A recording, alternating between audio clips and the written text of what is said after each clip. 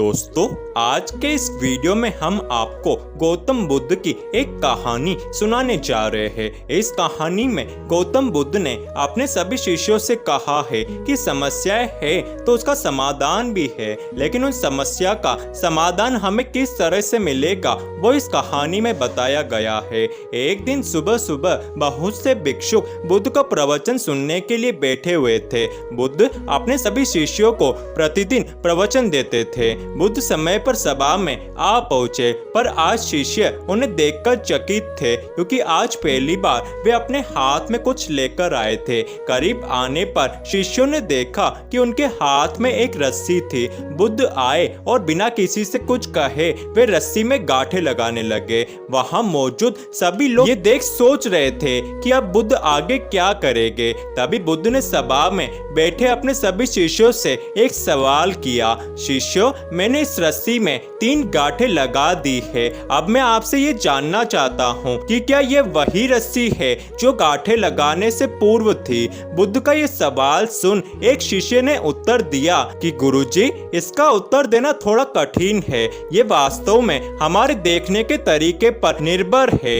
एक नजरिए से देखे तो रस्सी वही है, इसमें कोई बदलाव नहीं आया है, और दूसरी तरफ से देखे तो अब इसमें 3 गांठें लगी हुई है जो पहले नहीं थी, इसलिए इसे बदला हुआ कह सकते हैं। पर यह बात भी ध्यान देने वाली है कि बाहर से देखने में भले ही ये बदली हुई प्रतीत हो, पर अंदर से तो ये वही है जो पहले थी। इसका बुनियादी स्वरूप अपरिवर्तित है। शिष्य का ये जवाब सुन बुद्ध ने कहा, सत्य है शिष्य, अब मैं इन गांठों को खोल देता हूँ। ये कहकर बुद्ध रस्सी के दोनों सिरों को एक दूसरे से दूर खींचने लगे। ये करते हुए बुद्ध ने फिर से अपने शिष्यों से पूछा, शिष्यों, तुम सबको क्या लगता है, इस प्रकार इन्हें खींचने से क्या मैं इन गांठों को खोल सकता हूँ? एक शिष्य ने शीघ्रता से उत्तर दिया, नहीं गुरुजी, ऐसा करने से तो ये गांठें और भी कस जाएगी और इन्हें खोलना और भी मुश्किल हो जाएगा।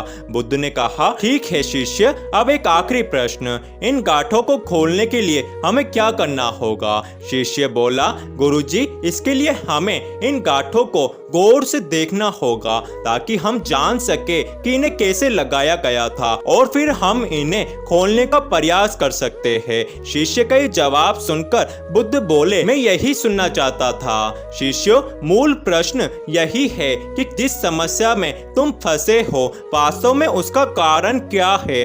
बिना कारण जाने आप समस्या को सुलझाने का प्रयत्न करेंगे तो ये असंभव है। शिष्यों, मैं देखता हूँ कि अधिकतर लोग बिना कारण जाने ही निवारण करना चाहते हैं। कोई मुझसे ये नहीं पूछता कि मुझे क्रोध क्यों आता है, लोग पूछते हैं कि मैं अपने क्रोध को खत्म कैसे करूं। कोई ये प्रश्न मुझसे नहीं करता कि मेरे अंदर अहंकार कैसे आया, लोग पूछते हैं कि मैं अपना अहंकार कैसे खत्म करूं। शिष्यों, जिस तरह रस्सी में गांठें लग जाने पर भी उसका बुनियादी स्वरूप नहीं बदलता, उसी प्रकार मनुष्य में भी कुछ विकार आ जाने से उसके अंदर से अच्छाई के बीज खत्म नहीं होते। रस्सी पर पड़ी गांठें मन पर पड़ी गांठों के समान है। ऐसी कितनी गांठों का बोझ आप रोज उठाते हैं। जैसे हम रस्सी की गांठें खोल सकते हैं, वैसे ही हम मनुष्य की समस्याएं भी हल कर सकते हैं। मन में कोई गांठ पड़ जाए तो उसे खोजे और फिर सुलझाने की कोशिश करें।